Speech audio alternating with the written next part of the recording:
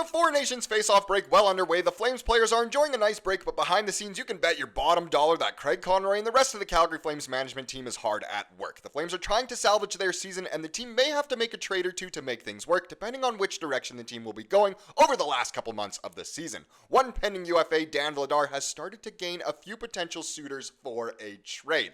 Plus, we may also have a bit of a Flames trade target in this one. We're going to get into all that and more in this video, but first I want to welcome you to Flames Digest. I am Mark Griffith. If you're new around here and you love the Flames, make sure you subscribe so you can stay up to date on all the latest news, updates, reports, and rumors revolving around your Calgary Flames. We would love to welcome you to the Flames Digest family. A quick happy Valentine's Day to everyone out there. Hope you're spreading love. Let's get into some Vladar trade suitors. Yes, the Four Nations Faceoff, it has been honestly super entertaining so far. Obviously, America absolutely whooped Finland yesterday, and the Kachucks kind of had a little bit of a takeover, but the first game was super entertaining. It's just so nice to see the best of the best get to play. It has been really, really exciting hockey lately, but behind the scenes, you can imagine that Flames management has been at work, and of course, the media and just fans across the world, really, when it comes to hockey, have, of course, been stirring up some trade rumors. So let's get into a bit of an article here by Jeremy Tingley, and he writes, 3 potential trade destinations for Calgary Flames, Dan Vladar. This was written earlier this week. Wanted to kind of save it till we had a little bit more here, but hey, Dan Vladar, he's having an interesting season. His record and stats aren't great. He's been put in kind of the harder matchups for sure for the Flames, but he's been able to grind out some wins when it matters. Obviously, you think of that one in Seattle a couple weekends ago. That was absolutely fantastic, but he's definitely the odd man out. Is definitely either going to be the backup or just not a part of the Flames' future at all. So if the Flames can do a trade, hey, why not? Here are 3 potential destinations. So the Calgary Flames are expected to trade goaltender Dan Vladar. The 27-year-old netminder is a pending UFA, earning $2.2 million against the cap. While he's not a number 1 option for a contending team, look for GMs around the league to consider him as a depth insurance option heading into a playoff push. And who knows, maybe in the playoffs as well.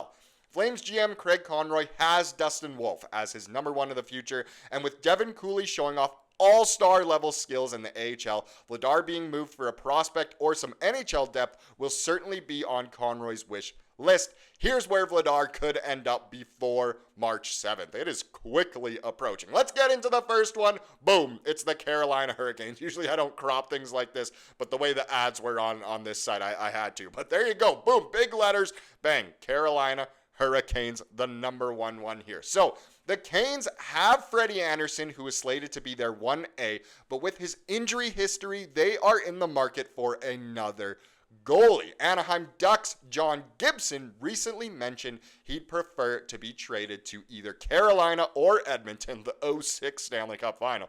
But it's much more likely GM Eric Tulsky adds a cheaper option than to splurge on Gibson and his $6.4 million for 2 more seasons. Why not go with something a little bit cheaper, a little bit of insurance in Dan Vladar? And I think that could work great. The Canes, again, they have been so good for so long, it seems, and just can't get over the hump. They can't get, a conference win in one of those conference championship series. So it's interesting. The Canes definitely need to shore up their goaltending. It kind of seems like everything else is ready. We saw them make that huge splash for Mikko Rantanen. Dan Vladar could be an option if they don't want to spend huge money on John Gibson for, a couple of years here. That being said, I really don't want Gibson to go to the Oilers either. So if he does end up going to Carolina, I guess it's not the worst case in the world. Next one for Vladar, the Tampa Bay Lightning. This one is a very interesting.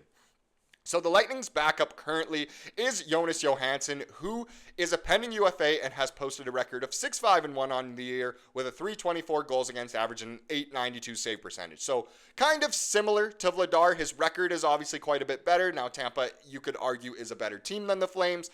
So it's overall interesting. I think Vladar could be maybe a better option than Johansson if he had that team in front of him, you can say, especially if he's not playing those back-to-backs on the road sort of thing. The Lightning never leave any stone unturned and always look to upgrade their flaws before the trade deadline. That's why they've been so good for so many years now. Look for GM Julien Brisebois to add a defenseman and another goalie with Vladar, one of the best options available on the trade market. And Keep in mind, this article isn't written by a Calgary Flames fan, so this is someone completely unbiased to Calgary saying Vladar is one of the best options available. So, hey, Tampa Bay, why not? Go for it. I'm sure they could offer something back that the Flames could enjoy. Now, the last one here, the last trade suitor for Vladar is a very, very interesting. The Columbus Blue Jackets. Now, this one, unlike Carolina and Tampa, I mean, I know Tampa is in a playoff push right now. They're in a difficult Atlantic division, but I really do think they'll come top 3 in that division with Toronto and Florida. I mean, that being said, none of it's guaranteed. There's so many other teams making a push right now. You think of Detroit, you think of Ottawa, you think of Boston. Those teams are all in there. Columbus, hey, here's another wild card team, but they're more so they want it for a playoff push more than just that depth for the playoffs. So the Blue Jackets are one of the best stories in the league so far this season, entering the Four Nations Faceoff break just 1 point behind the second wildcard spot and 2 points behind the first one. They're doing so without strong goaltending and could look to make a deal with the Flames to add some depth before the deadline. 23-year-old Jet Greaves leads the Jackets with a .906 save percentage. Something has to give in Columbus's crease. And why not Dan Vladar? I mean, we're more so on the... As Flames fans, I think more people would like to sell him than to keep him. I think that kind of goes without saying. So we're in, marketing mode. Hey, Columbus, why not? Look, hey, Dan Vladar, he's very reliable. You should definitely pick him up. And hey, if you got a first-round pick, I mean, well, why not? Kind of thing. But there you go. Those are the 3 teams that this author obviously thought were the best trade suitors for Dan Vladar. Some good destinations here, all in the Eastern Conference. So Carolina, Tampa, Columbus. Who knows? Maybe a deal will work out. Now let's take a look at maybe a Flames trade target heading into the deadline, which is less than a month away. And this one is extremely interesting. So another article, same site. This one by Michael DeRosa. He writes 3 potential trade destinations for the Kraken's Jared McCann. So Seattle Kraken for Jared McCann is one of the top trade candidates in the NHL right now. Teams looking for a top 6 forward who can play both down the middle and on the wing will undoubtedly be in the mix for the Star. Let's discuss 3 specific teams who could look to acquire him now. No, let's not discuss 3 teams. We don't care about the other 2. I think the other 2 were Detroit and Ottawa or something. But we want to take a look, of course, at the Calgary Flames. So, the Flames recently added Joel Farabee and Morgan Frost from the Philadelphia Flyers, but they might not be done adding to their roster yet.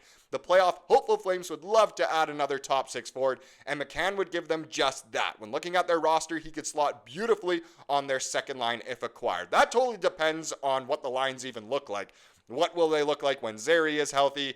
It is interesting overall, but Jared McCann definitely could slot in and get power play time as well. So it wouldn't be the worst case in the world. For Flames fans who aren't too familiar with McCann, here are his stats so far this season. Pretty darn good. So in 57 games, he's got 14 goals, 28 assists for 42 points, which if he were traded to the Flames would be some of the most on the team.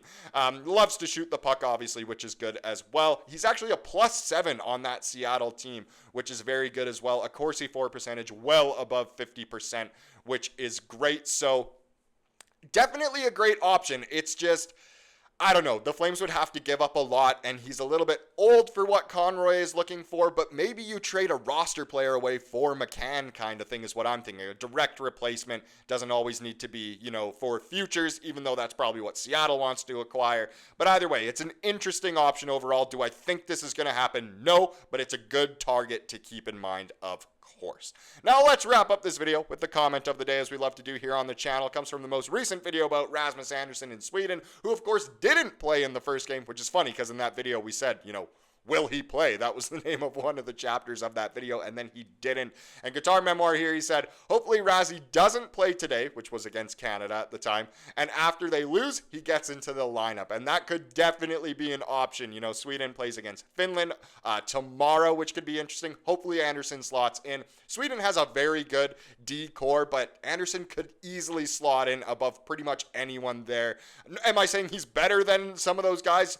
Of course not. I mean, Victor Hedman, you can't argue against that, but hopefully Raz does get to see some action in this tournament. Now that Sweden's lost, I mean, they still will try very hard, but I don't know. At this point, just let the guy play, of course. Everyone would love to see it. Who doesn't love a bit of Raz? Hopefully he gets in and we can cheer him on as Flames fans.